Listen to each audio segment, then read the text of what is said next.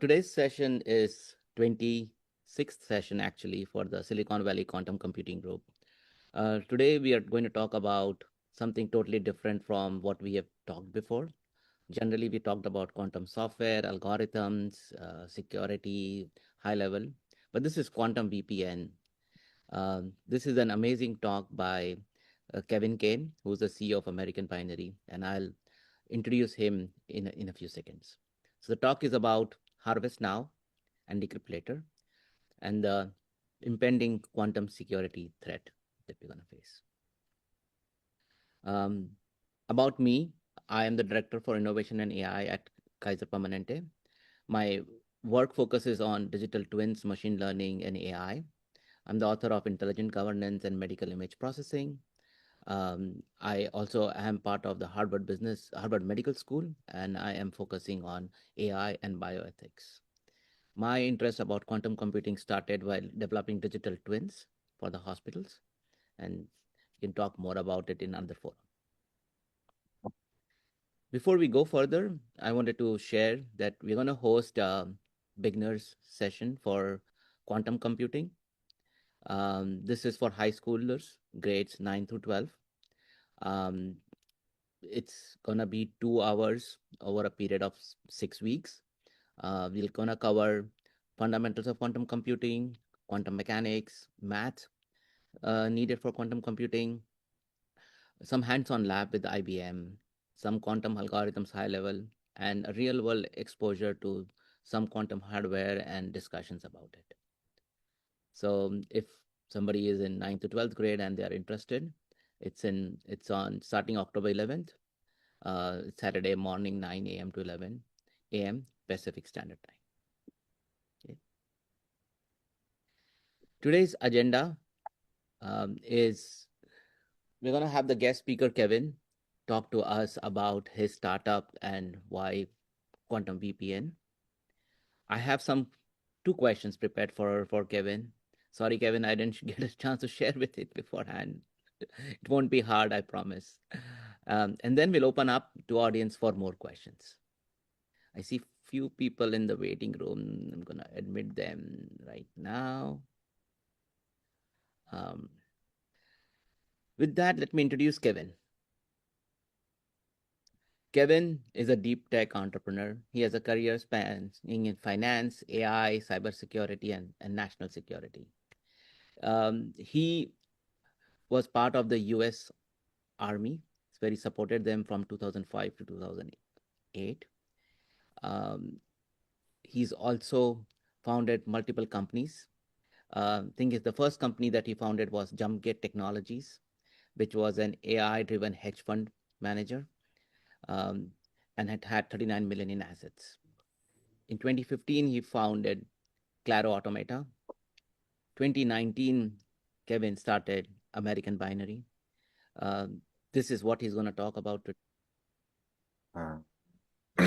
So I'm as introduced by Tabash, I'm the co-founder and CEO of American Binary. And today I'm going to talk about post-quantum encryption in transition and doing it right the first time.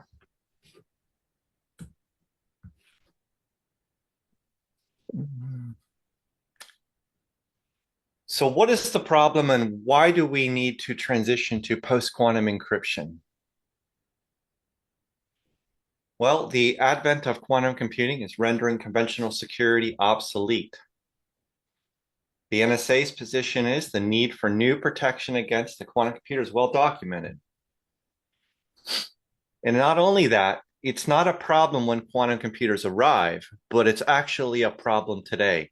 And we can go into that. Why would it be a problem today? Well, there are several things that we can discuss, but at the top of them that we'll get into in a few slides is the harvest attack. Prefacing that ahead, if we accept that data is being recorded for future decryption, then we're going to bring forward the concept of transitioning to new encryption in order to go ahead and mitigate not only that future problem, but solve it for today. And, I've been doing this for 6 years. There's been a lot of companies to come and go over the years in post-quantum encryption and a lot of new entrants. And post-quantum encryption is sort of like blockchain, I think, during the hype. A lot of opportunity to put it on things for marketing, a lot of misuse of language. And at the end, the person that suffers the most, of course, is the end user because they get confused. They purchase products that don't do the things that the marketing of the language implies that the product does. And not only that, they're just simply not getting what they thought they were. And I'm going to talk a little bit about that. So what is it the customer expects when they purchase something that says it's post-quantum? And it's easy to talk about it, just like blockchain and many of the other areas. Or you could say like putting performance parts on a car and going to putting a vent on it that doesn't go into the engine. It's just for aesthetics and looks. But if you're going to build a race car, you're going to do it right the first time, and everything on it will have purpose. Nothing will be for aesthetics, right? Similarly, in the encryption space, everything has to have purpose. Nothing is for aesthetics or marketing.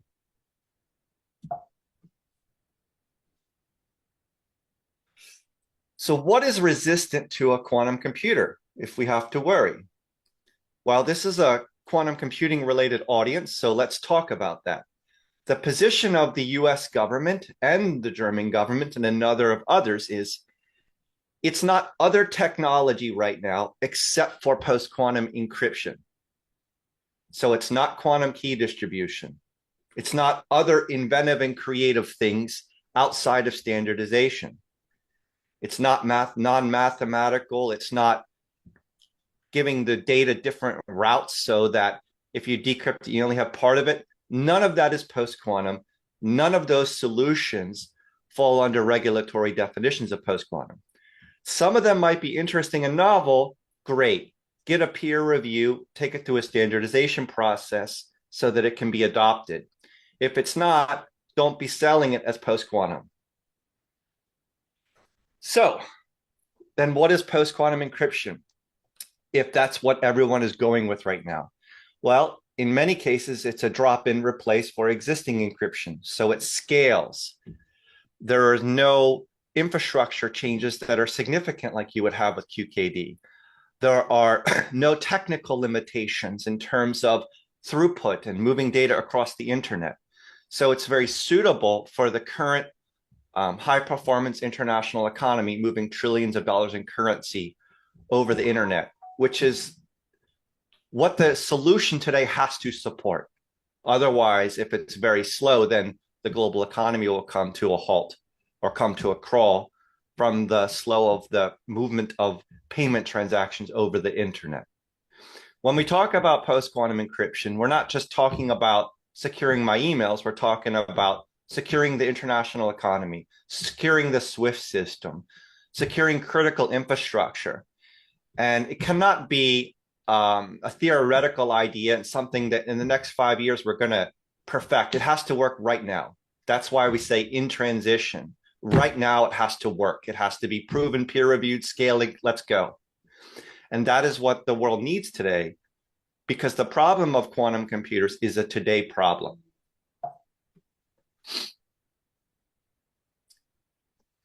We are at risk of breach, and this is the consensus in the national security machine. It's a consensus in the G7, and it's also a consensus in Japan, Singapore, South Korea, and adversaries to the United States, such as China and Russia. Let me go back up here. So we can see, if you look at the timelines that are out there, it's sometime in the near future where the world seems fairly confident that we will be breaking some of the major encryption that secures the world, such, for example, RSA 1024 or 2048. You know, the many researchers are now publishing quantum algorithms that require, well, there's one I'm aware of that potentially may require less than 2,000 logical qubits to break RSA 2048. In fact, I just saw that paper presented at the annual IACR meeting, the International Association for Cryptological Research. It was a 27-year-old French lady, just with two authors, and she's the lead author with an algorithm that probably right now is the most efficient in the world for that. And this should come as no surprise to anyone. There's a lot of incentive, both at the national level and also at the researcher level, to be that winner. Rather than waiting for this 1 million, qubit computer, people are figuring out, how do I do it with just 2,000? How do I break RSA? It's almost like it's a pit bull biting down, and now everyone is obsessed with breaking encryption, breaking RSA, knocking it out. And the international effort is there. You also see it in the Chinese papers.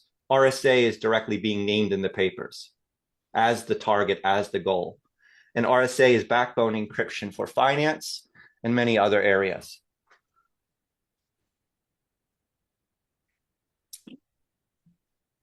So let's talk about the harvest attack.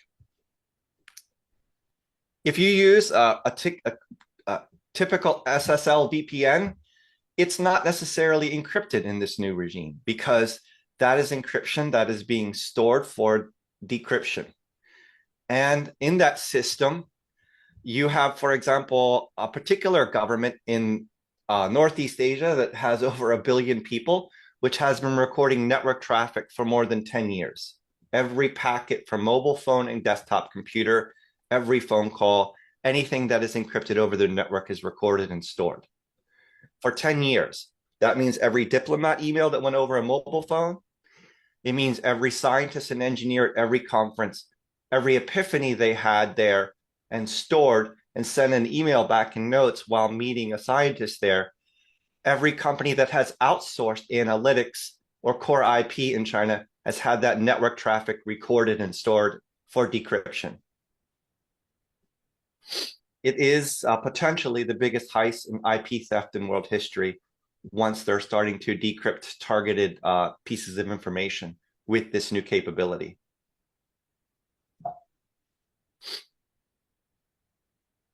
And finally, in the transition to post-quantum encryption, we not only need it to avert the threat of decryption from harvest attacks, but we also need it for compliance because the transition means that this stuff is moving into national security system standards via CNSA 2.0 in FIPS and HIPAA. So if we wish to keep our business lines that support sectors that fall under these requirements, we have to transition, or we fall out of compliance and no longer can make sales.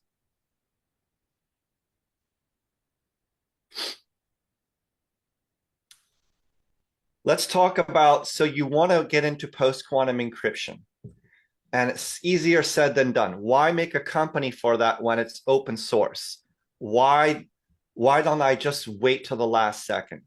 Well, there are some things in the weeds that we'll learn that the NSA or other international institutions haven't provided us some solutions. They've left it to the private sector to figure out.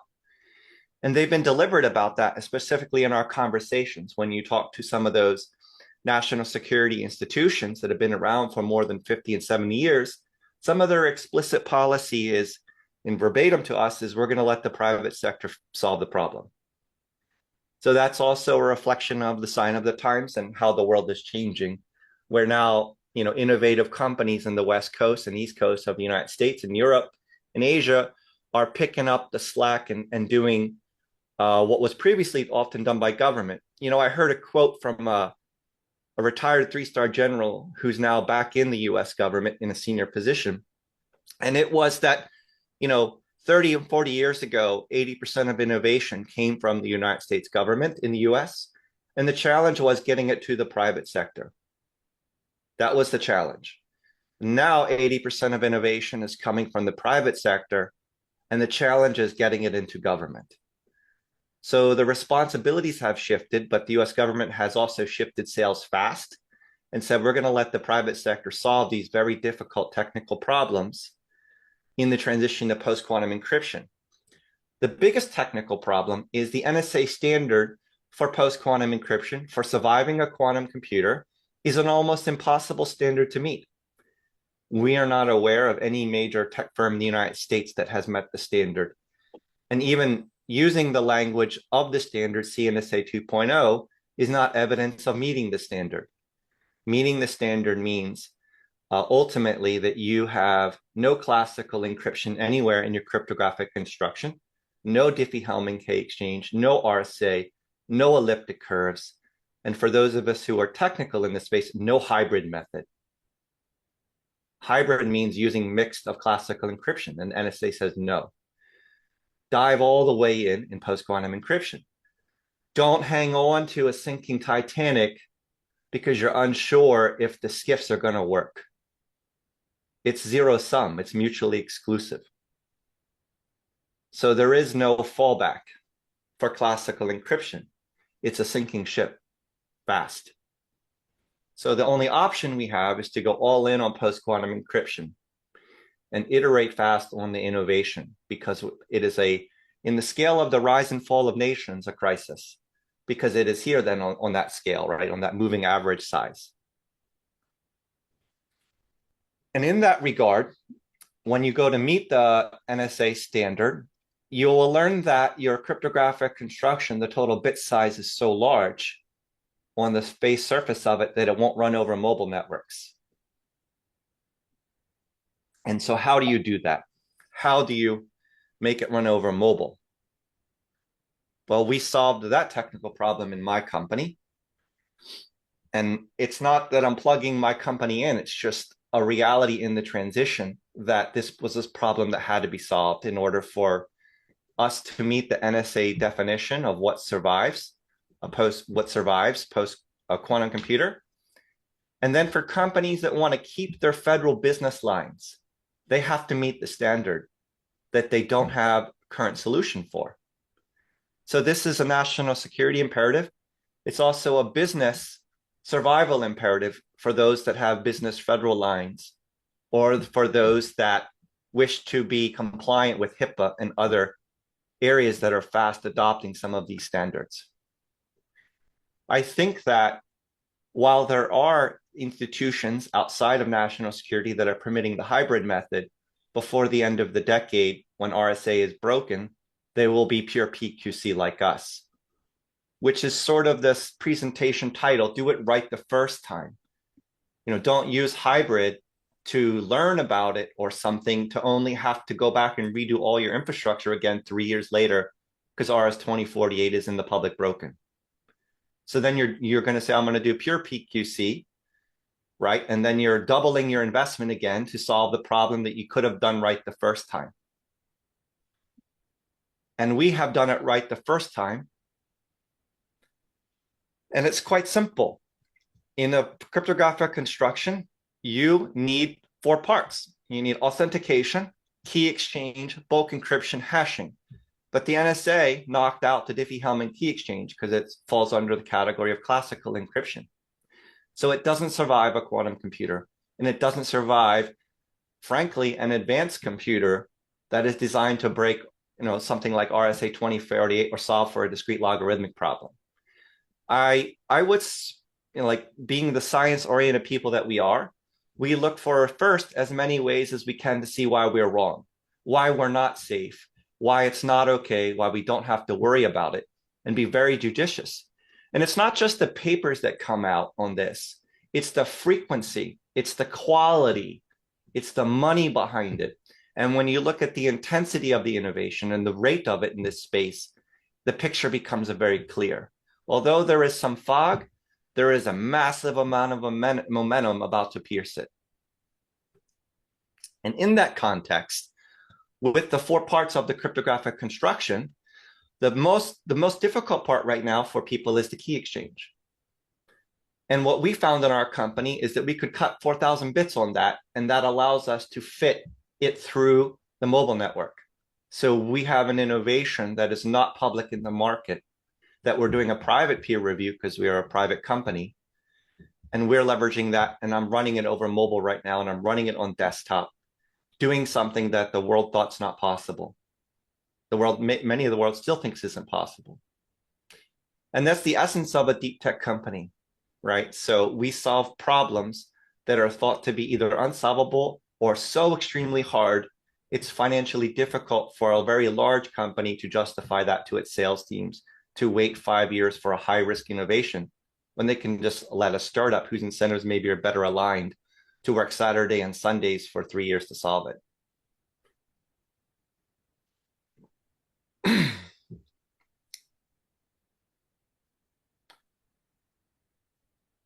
So our claim is that we are the only CNSA 2.0 compliant VPN, which means that maybe I could adjust that language and say one that then also works over mobile networks. This goes back to the earlier presentation claim of, or the discussion of, the customers expect some things. And if we're going to market a product, it needs to solve the expectations of that customer and not deceive them for a sale with language that was ambiguous and like quantum safe. And someone says, well, our definition of, no, there's no our definition of quantum safe. There's no our definition of what survives a quantum computer. There is the regulator. There is the standardizing body that gets everyone on the same page so that the customers are not deceived. That's very important for scaling.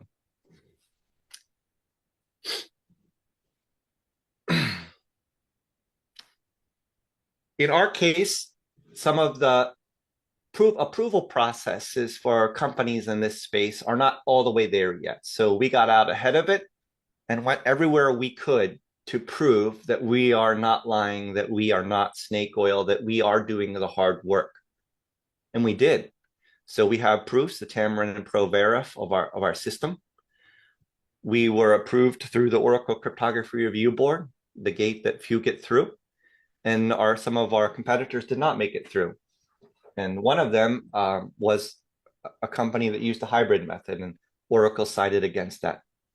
And they aligned with our perspective, or we aligned with theirs, do it right the first time.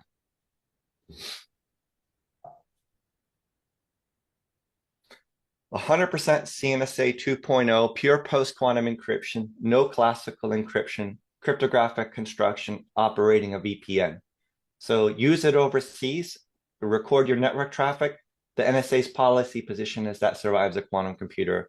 That person, that country will not be able to decrypt your scientific notes you sent back while they're at a conference, or the ambassador's emails, or the CEO of an S&P 500 mental health records and discussions that they sent back because maybe they're not feeling well or some other personal matter. That's the conclusion of my presentation. It's intense and fast and to the point. We've been doing this a long time, and I'm available to take any questions. Thank you. Thank you, Kevin. That was well done. So I do have two questions. I know you talked about the NSA orders, executive orders. I don't know if it was a memorandum or executive order, but I do remember in 2022 there was NSM 10, and this was about quantum being the main focus area for US. Do you have any idea about NSM 10?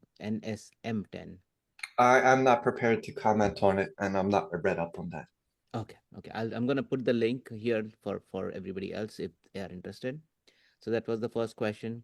Second question is, how many of enterprises today, Kevin, are aware of this issue of PQC or the RSA security being broken? Do you think that knowledge is widely available for people, that they are aware and prepared, or is that something people are not even worried about?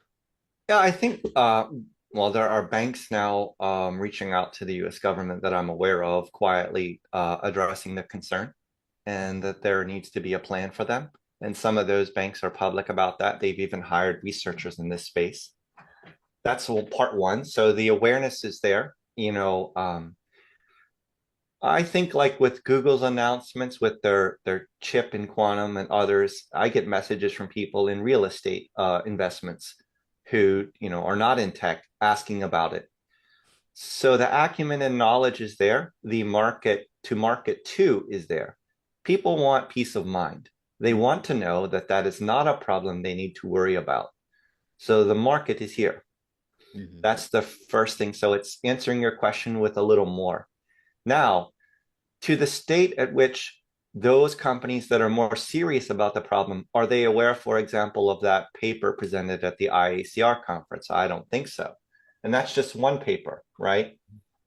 I do see two things, and I will comment a little bit off the cuff here. There is that we see the problem, but cognitively there is some cognitive bias, but we don't want it to be here. So we're going to look for reasons why we don't have to worry about it, right? We're going to look for reasons to say that it's not a problem. And I can show you an example of the logical fallacy being obvious. So they'll say things like, "Oh, quantum computers aren't here." But if you were really judicious in your Google searching of it, you would have come across the harvest attack problem. So to me, that means that you wanted to look like you were caring about the problem, but you didn't really want to face the devil of it and look at all of it. And so you do see a little bit of that, which is okay. That's human nature, right? Some things are so scary it's hard to really look at deeply. And that's the role of companies like ours and some of our competing companies is we don't mind, we'll do it for you. We'll look into the dark abyss and come up with a strategy for humanity to survive it. That's very powerful. Thank you. I'll pass it on to Prakash. Prakash, you have a question, sir? Yeah, I have. So the CNSA 2.0, which you have mentioned, is it is there a certification program American Binary went through, and is No, it part of the CVPA? those processes are being stood up right now, and Mhm, eventually there will be a NIAP profile and a number of other processes. mhm, So to get out ahead of that, to be competitive against other companies, we went ahead and built the solution before there were standards. We actually worked on our solution before there was CNSA 2.0.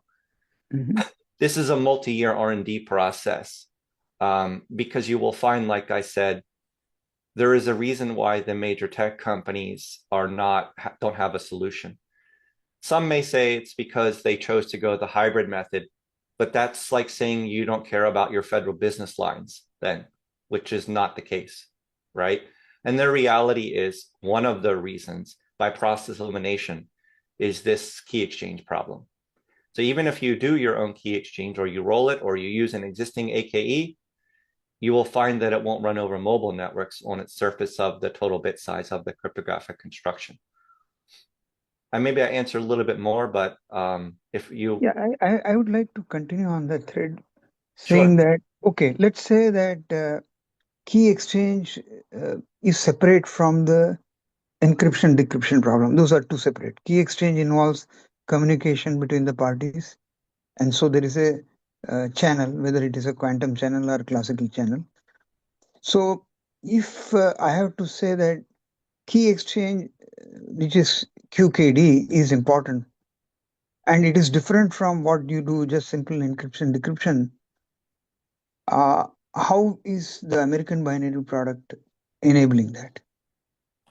I'm not sure I'm tracking the question because I heard a So, statement okay. there and then I heard a question, and you're saying that the statement is that QKD is important. And so what is the question exactly? Yeah, And so QKD is important, and you are saying you put a cross that that's not meeting the requirement. Is that correct? If yes, I understand? The NSA's position is that they're not going to accept it as a solution right now in public. And what would be the reason for that?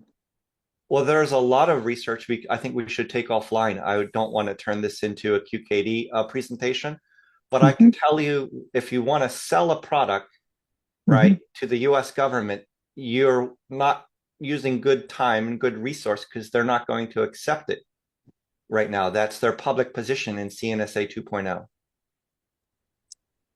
So is it both CNSA 2.0, 1.0, all are part of the NIST regulation, right? NIST. So in order to sell to national security networks, you don't look to NIST, you look to CNSA 2.0. So that's the position, stated position Yeah, by the DO yes, it department. is. Yes, it is. Department of Commerce, or what is that? That is It's the national security network. So to sell okay. to national security, you have to do that. Yes. So the federal bodies are not in uh, sync in that sense. Well, I mean, I'm sure there are research pilots and there are grants, but I'm very doubtful. I mean, I can learn things and be wrong that they're going to use experimental systems in R&D for production networks. Yeah, that will not happen. They will take production, but it will be time sensitive. If you talk about that, maybe 2030, not before that. Yes, so the problem is though, because data is being recorded for decrypted today, and they need a scalable solution that doesn't require thousands of dollars of extra costs on top of infrastructure per installation, because that's not tenable, right? So they Got have it. chosen this path right now. Okay, so it will eventually come to a point when it will be QKD will be the You know what? one of. That's great. That's an absolute potential. You know, I spoke before, like, I don't know, 10 or 15 congressional staffers, and they said, what happens in 10 or 20 years when another advance comes along and we have to do it again? And the answer is, well, we're going to have to do it again. And then 20 years later, we're going to have to do it again. There is not going to be it's very unlikely, right, that we're going to get to a point where we have a solution and don't have to replace it again in 20 years because computing is only going to accelerate. I mean, you can imagine when there is a large scale fault tolerant quantum computer, maybe it's Psi Quantum, whose timelines are not getting farther away, but they're bringing them closer and they're hitting their milestones. You know, the CEO is the grandson of Erwin Schrödinger himself, and he's been researching at this and publishing it for 30 years. And they have a partnership with TSMC, and they're taking the photonics approach. If when their machine is online at 1 million qubits, that machine may be used to make a better computer to replace itself. So the So, idea that, right, the innovations are going to lead to better computing after that version one, like the transistor, right, to more things. And so the notion that there is a time when we can go to bed at night knowing that this is solved is probably not going to happen. sure, that's a point of view which you have taken, but in industry and several, they believe that still it's at least 4 or 5 years. So harvest and that preventing that in whatever way, like you have done, is a way. You mean in 5 years from being decrypted, right? Yeah, Yeah, that's our position too. But like I said, though, it depends on the shelf life of what encryption is important to keep secret. You know, and if it's like, let's say it's unflattering information that shouldn't have been leaked, which we have seen from major S&P 500 companies that cause CEOs to get replaced, right? And cause board members to change the entire structure of the company. You know, there was recently a lot of drama around a particular aerospace company and a lot of their internal communications. You know, it's just a part of life in business. Maybe they don't want them in the public. Well, but they're being decrypted. So what is the shelf life of not wanting that decrypted? Well, it's forever because that's people's careers, right, and lives. And that data is being stored for decryption right now. So you can imagine if you're an executive at that and you think that your worst days are over and you've retired to learn that 5 years later, your most unflattering emails are now out on Reddit, decrypted. yeah, that's life. One has to accept Well, at some point. I think for some of us it's not life, and we're going to get Mm, out ahead of it and do everything we can to make sure that never happens. sure, welcome. I think it's always good to have people who can innovate. Yeah, thank you, You're Kevin. welcome. Appreciate it. Derek. Yeah, hi. I'm actually part of Kevin's team, and I just wanted to jump in real quick on the points that were mentioned about one, government not being aligned, and then two, on the QKD front, which we'll send materials about. But on the government not being aligned, it's true that there is a lot of desynchronization happening, and the government is rapidly working to smooth everything out and harmonize all of the standards. Kevin is correct that if you're going to work with national security systems, CNSA 2.0 is the bar to meet. It's very explicit. We've been engaging with NSA Cybersecurity Directorate, with the Office of the CIO, the DoD, including the actual CIO, and have, we think, a fairly accurate point of view of this. As far as we can tell right now, CNSA 2.0 is the highest bar, period, full stop. that is set across the world. And it's not in a memo or anything like that. It's an actual mandate coming down from NSA directly. And it's what all of the services are being right now directed to follow by NSA. So there's that one. And then on the QKD front, there are currently 5 fundamental issues that NSA had recognized and published papers on. And they're saying until those 5 fundamental issues are rectified, they won't even consider it for use. And we can send that paper later. And also, the European intelligence services reached the same conclusion. We can also send that paper too. Thank you, Derek. Thank you, Kevin. I saw Paul has his hand up. Paul, did you get your question answered, or you have a different question?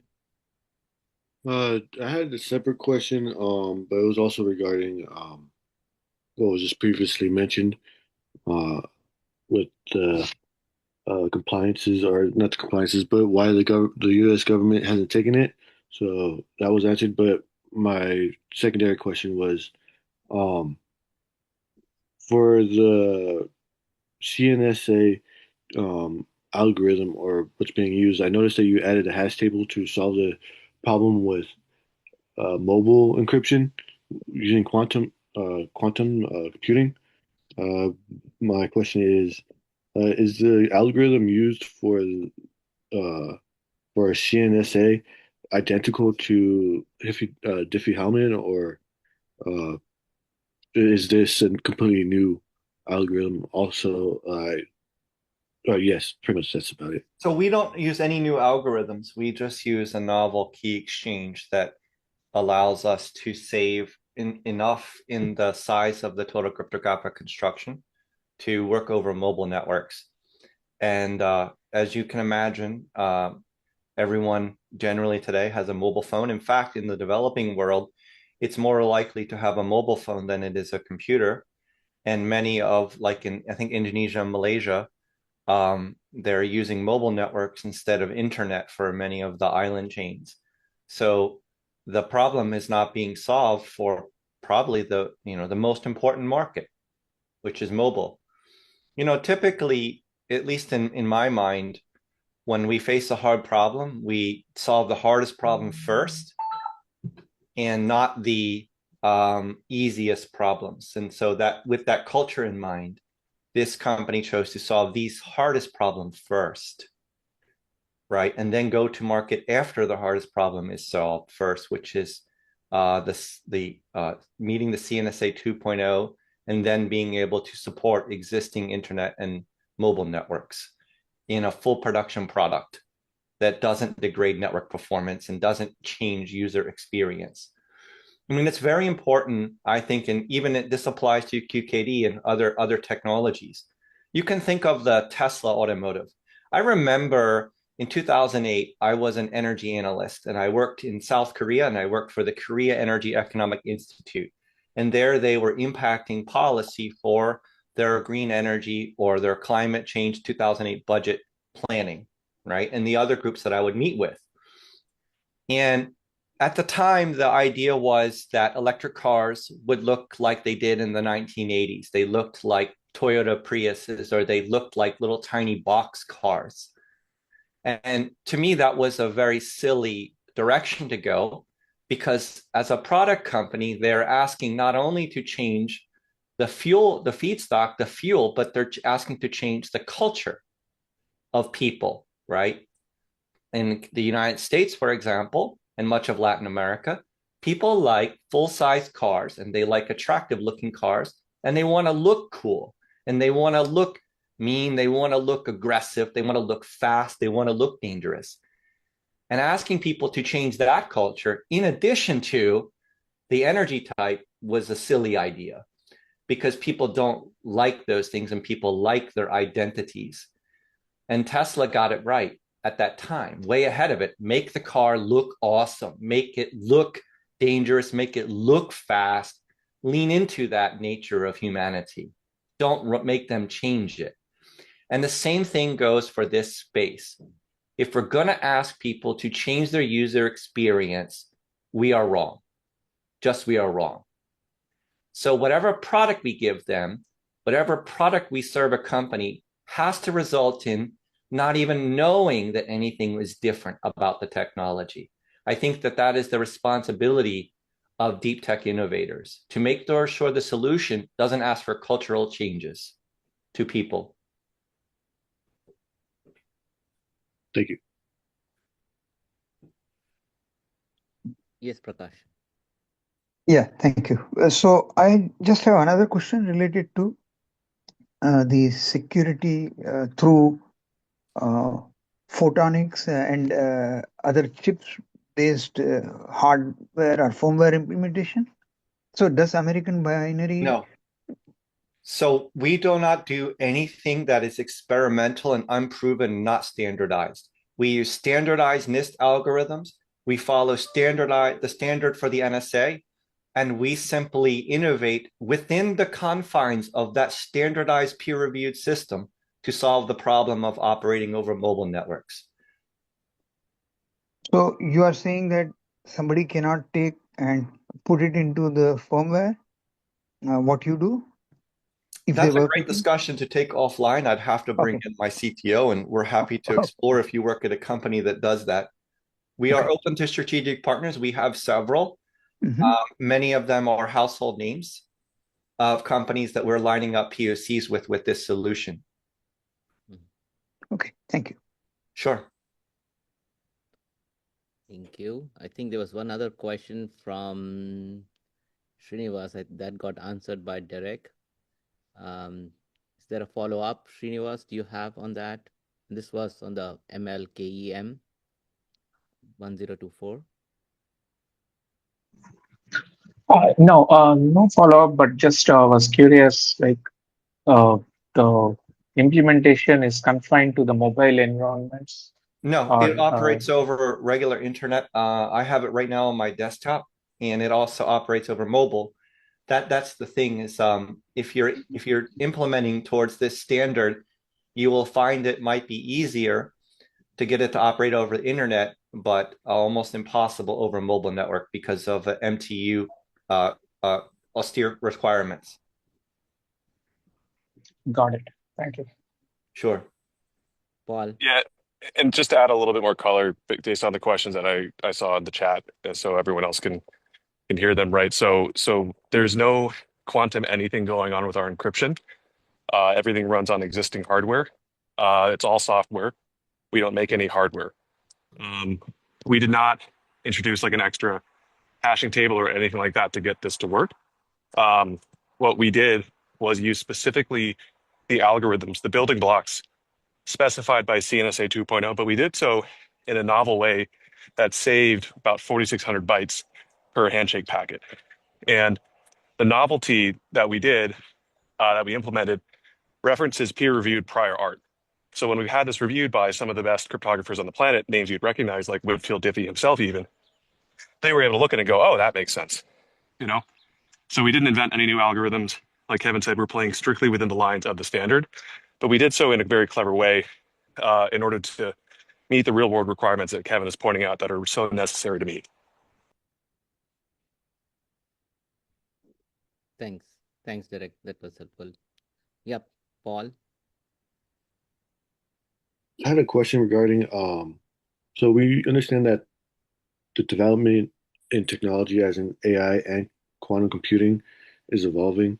Um, uh, Other than data being stored and later on being released to the public potentially, what other expectations do you see for the future of what currently is known about our developing technologies? Or what do you think, or what might happen? Or yeah, it's pretty much just a general question. Okay. Thank you for that question. And that's a kind of the question I absolutely like, because it's an opportunity to think a little bit forward. And there is always the possibility that this is not just the quantum computing, if it's used maliciously, is not just a tool for recorded information, but a real-time weapon, right? So you could imagine decrypting financial information and quickly dumping it on the internet before the transaction is complete. And then there is fear and doubt and panic in the capital markets. And then in the process of that, like an invasion of a country while everyone is distracted. So that is one scenario that doesn't get a lot of attention. And on the dark things. And the second thing is I would like to say something a little bit off topic and positive. Quantum computers can be compared to, I think, nuclear power, which has lifted a lot of people out of poverty around the world, right? And so nuclear power is a thing that has transformed humanity and helped develop it. And quantum computers will transform potentially humanity and give us a lot of solutions to problems that are currently very difficult to solve. And one of those will impact longevity, right? And so we may live longer as computing advances in general, because we're able to faster find solutions and get finer resolution on the biology of a human. And so, but the challenge is that same capability, the same compute power that can do that can also break encryption. So the strategy here is to get out ahead of that, to make it safe for all of us so that we can use quantum computers for something very good, which is to help us live longer and to solve for problems that impact climate change, like optimizations in energy and new power plants designs and new feedstock for energy. Yeah. Well said, Kevin. Maybe we should record a quote from that and spread it. I didn't know what I was getting into at this group, and there are many types, and so it's a contentious topic. It's not always the easy one to speak to authentically and unscripted. So I hope everyone's happy. I hope that your questions are answered, and I have my focus areas, and sometimes I don't answer questions properly because I've got something on my mind. So please follow up, and we'll make sure to get you the answers you're looking for. I don't see any more questions. I'd like to thank you, Derek, for coming here and spending time with us. I love our audience asking you questions as well. They are really smart, technically savvy. They know their subject in and out. So this is always great. We wish you good luck with American Binary. You're certainly doing the right thing. Really impressed with what you have achieved and looking forward for your continued success. Josh, coming from you, that means a lot. One of our focus areas in the near future is securing the data in AI, right? So hopefully for the rest of you, this is an opportunity to seek a competitive advantage if that's what your company's goal is. And maybe by considering partnering with us to offer a solution to your customers that your competitors do not. Thank you, everyone. With this, we'll end the session today. Thank you. Thank you. Thanks, Prakash. Thanks, Kevin and everyone. Thank you.